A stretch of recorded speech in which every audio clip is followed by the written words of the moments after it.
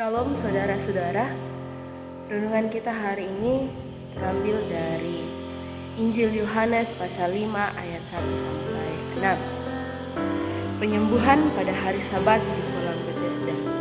Sesudah itu ada hari raya orang Yahudi dan Yesus berangkat ke Yerusalem.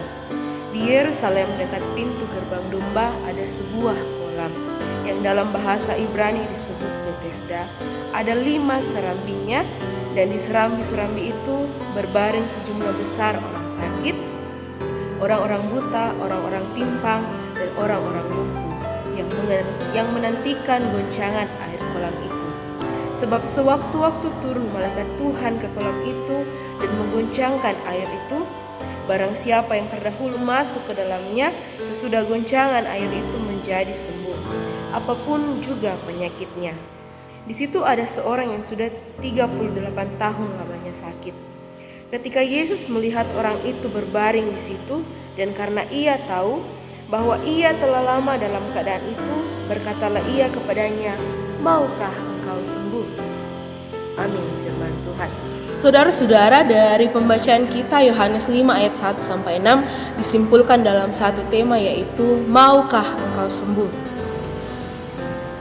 Tentu kita semua pernah merasakan sakit, entah itu sakit secara fisik maupun secara luka batin, yang disebabkan karena sakit hati, kecewa.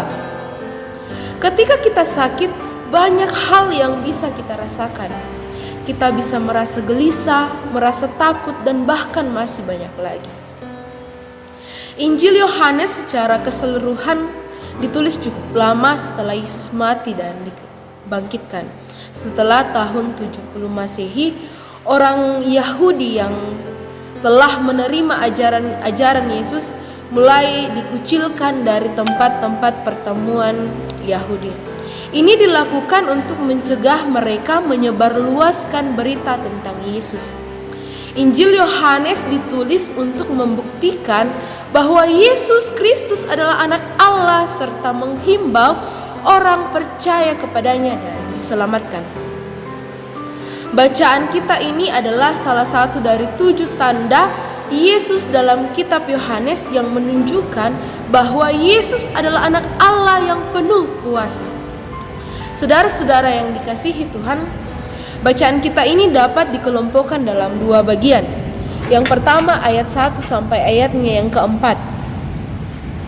Bagian ini menceritakan tentang Yesus yang berangkat ke Yerusalem. Di dekat pintu gerbang Yerusalem, di serambi-serambi kolam Bethesda, terdapat banyak orang sakit yang menantikan kesembuhan, menantikan goncangan air supaya bisa masuk ke dalam kolam dan menjadi sembuh. Yang kedua, ayat 5 sampai ayatnya yang ke-6. Bagian ini menceritakan tentang seorang yang sakit sudah 38 tahun. Ketika Yesus mendapatinya, ia bertanya kepadanya, "Maukah engkau sembuh?" Mengapa Yesus bertanya kepada orang sakit itu? Tentu Yesus tahu bahwa orang itu membutuhkan kesembuhan. Karena itu, dari pertanyaan ini kita dapat melihat 3 pengharapan yang Tuhan Yesus berikan. Yakni yang pertama, Tuhan Yesus mengarahkan pandangan orang sakit itu dari kegagalan masa lalunya kepada pandangan masa depan. Yang kedua, jangan mengkerdilkan cara kerja Tuhan dengan cara yang kita pikirkan. Yang ketiga, Tuhan Yesus menawarkan kepada orang lumpuh itu, "Maukah engkau taat dan menaklukkan dirimu secara mutlak? Menaklukkan segala kehendakmu di bawah kehendakku." Saudara-saudara yang dikasihi Tuhan, ketika kita merasa lemah karena penyakit, apa yang kita lakukan? Kenyataan yang ada, kadang kita mencari kesembuhan kemana-mana tanpa mengingat Tuhan. Atau tanpa sadar kita menomorduakan Tuhan. Sebagai seorang yang hidup di zaman sekarang ini, ada banyak pergumulan dalam hidup kita yang senantiasa mengintai dan mengancam kita. Mungkin kita pernah merasa sakit atau merasa galau karena masalah pasangan hidup atau kekasih, sehingga kita mencari kesembuhan di tempat yang menjerumuskan kita. Mungkin juga kita pernah sakit karena mengalami kantong kering. Kita mau berbelanja ini dan itu, tetapi tidak ada uang. Akibatnya tidak sedikit orang mencuri atau mengingini milik orang lain demi mengikuti tren yang ada dan tidak mau disebut sebagai orang yang ketinggalan.